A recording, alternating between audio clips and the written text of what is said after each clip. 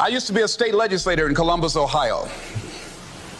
During the break, we used to go out on the front lawn of the Ohio legislature, at the Capitol there, and observe people as they came by.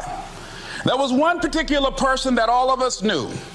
The children, adults, everybody used to pick at him when he came by. We called him Chicken Man. He had a feather in his hat. He had a toy chicken on top of his car that he would drive around the area in downtown, blinking his lights and occasionally blowing his horn. When he got out of his car, he would walk downtown with a baby carriage with two little baby dolls in there and a picture of a woman. And when you say something to him or came near him, you would hear him making the sounds of a chicken. All of us used to laugh at Chicken Man. We didn't know Chicken Man's story. Chicken Man woke up one morning around 3 a.m. and his house was on fire. He panicked and he got out of the window and left quickly, only to get outside to hear his children and his wife screaming for help. He ran back to the door to go in to save them, and the flames were too hot, too awesome. He tried to get in, he couldn't get in. He was desperate, frantic. Pretty soon the cries stopped. They perished in the fire. His brother-in-law came, found out that his sister had died and his nieces in the fire, grabbed Chicken Man and started beating him. "You chicken, why did you save my sister? You're a chicken, you're a chicken."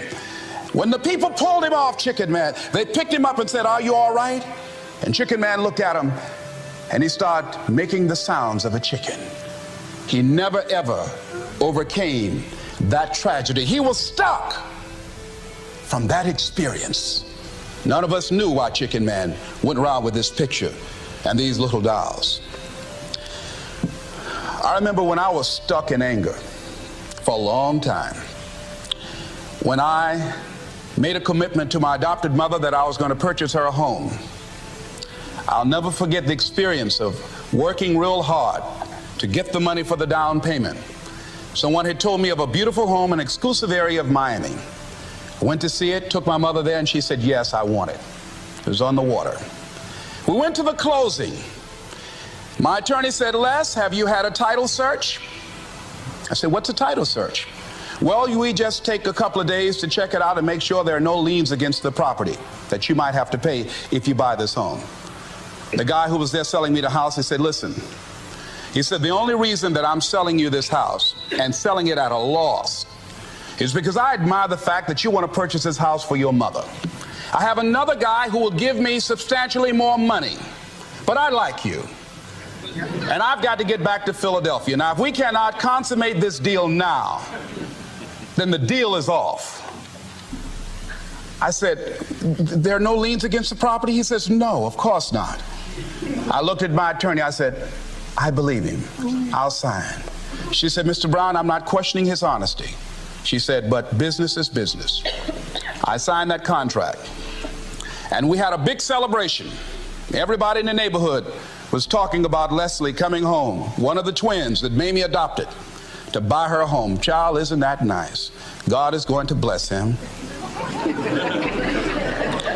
A few weeks later, I received a letter, a registered letter, indicating that the house was going up for sheriff sale on the courthouse steps.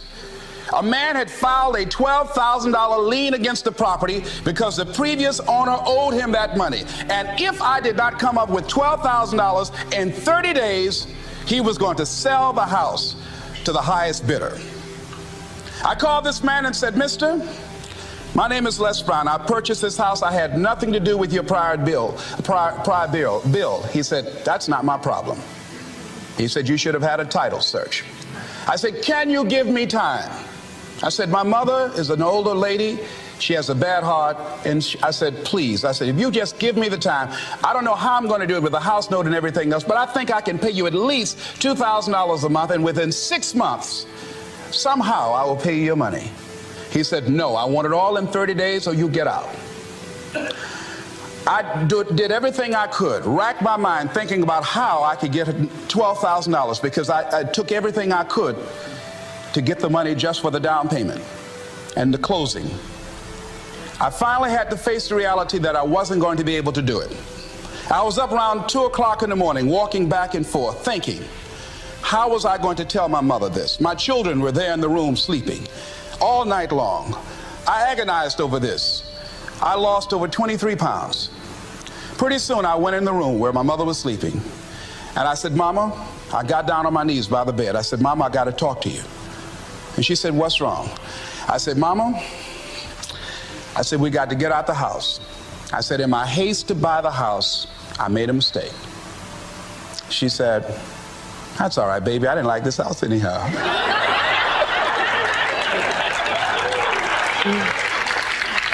I said, Mama, you told me you loved it. I brought our friends out here to see it. She said, you know I have arthritis in my knees, and I don't like going up the steps, but I knew it made you happy. You loved it so much. I said, Mom, I've lost 23 pounds agonizing over this. Well, we had to pack up and go back to the old house down the street from Northwestern High School in Liberty City. All those neighbors who came out and saw us leave, those neighbors were there as we were coming back. We went in the house, the roaches were playing cards, saying, come on in and take a hand. I was wiped out. I was embarrassed and humiliated. Words cannot encompass the symbolism of what I felt. I remember when I was unloading the furniture and I began to cry. My sister came by. You know you didn't have any money to buy no house, Mr. Big Time. Hadn't given me a quarter. You know Mama got a bad heart now, y'all, back where you belong.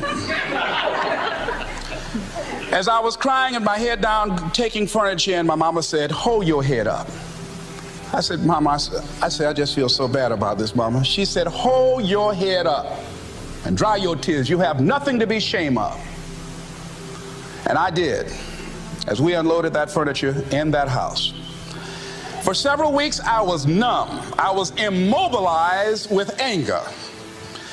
If I had seen that guy, I was thinking about flying to Philadelphia. I had all kind of dreams about him. And I didn't want to hit this guy here. Hitting would have been too good for him. I just wanted to just grab him and just bite him. I just made him found him. They say, well, we found this guy just chewing on him. Beating would have been too good for him. I'd have just bit him every time he... I'd have been like a Doberman pincher. Yeah? God would have said, I thought I made everything, but I don't know where this came from. I was reading a book on forgiveness. And they had a line in there that says, forgive and grow. I had to let that luggage go. You see, your mind is you know, when you go into a service station to get gas, you don't go in there and just start pumping. When you push the lever up, it clears the previous bill. By the same token, if you want to begin to move, you've got to clear your mind of all the unnecessary luggage and baggage that's weighing us down. I couldn't move. I couldn't think about what am I going to do to get out of this situation, because I was so concerned about what happened and what he did to me and how bad it was. I was so stuck in that I couldn't even focus on what I should have done. Feeling sorry for myself and angry, and none of that was taking me anywhere. So pretty soon I learned through effort, made a conscious, deliberate, determined effort. I had to let it go. I had to forgive it. Let it go and begin to focus on developing myself. And I say to you, you're going to have people to do things to you. Things are going to happen to you. And the most important thing to do is to harness your will and let it go and move so you can grow, so you can get on with your life. It doesn't matter about what happens to you. What matters is, what are you going to do about it? Amen. What are you going to do now, Les? Huh? How long are you going to tell everybody at the bus stop and anybody who would stand and listen to you? How long are you going to repeat the same thing over and over and over and over and over again? How many times do we have to hear that? Don't go around telling people what your story is. Everybody has a story. 80% don't care and 20% glad it's you.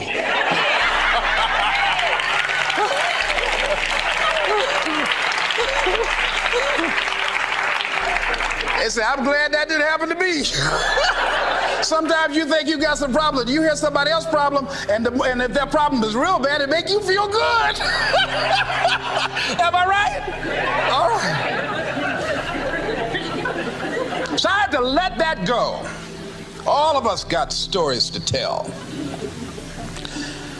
Chicken Man allowed his tragedy to destroy his life. All of us have experienced some tragedy, and if we haven't, we will. And you can either let it destroy your life, or you can build upon it. You can permit it to let it hold you down, or you can decide, I'm not going to let that happen to me. I'm bigger than this. Make a declaration to yourself. Declare all out war that you're going to get out of this rut. I don't care how good you are. I don't care how talented you are. I don't care how much you work on yourself. There are some times when things aren't going to go right. They just are not going to go right. There are times when anything that can happen will happen. Murphy's Law will be knocking at your door. Why? I don't know why. That's called life. And you have to deal with it. Sometimes your life will be in a slump, just like sports. Some of the best shooters can't hit baskets different times in games. They get in a slump. Do they sit on the sideline and say, I just didn't hit a basket today? No, they continue to execute. I suggest to you that if you are facing a challenge, don't stop. Stay busy. Work your plan. Continue to do those things that you know that work for you after you have evaluated yourself in the situation. Continue to move. Stay busy, stay busy, stay busy. Repeat after me. Help somebody. And help yourself. Because what you give is what you get. Find somebody that you can help so you can forget about you for a moment. See, sometimes the best thing to do is to be. Sometimes you have to just back up and go within yourself. A bow and arrow, you can't take a bow and just push it out an arrow. You just can't push the arrow out. You have to pull it back and then release it. Sometimes you have to back up and go within and pray and meditate and recharge your batteries. Go away, clear your head, and then come back and look at it from a different vantage point.